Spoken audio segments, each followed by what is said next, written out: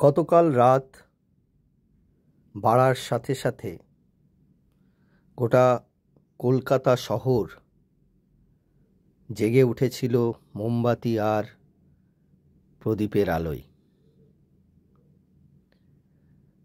যে প্রতিবাদ এই শহর কলকাতা দেখল সেটি বিরল।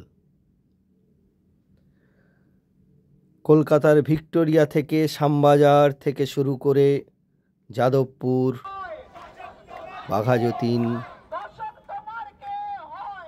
একাডেমি অফ ফাইন আর্টস, হাজরার মোড়, দেশপ্রিয় পার্কের মোড়,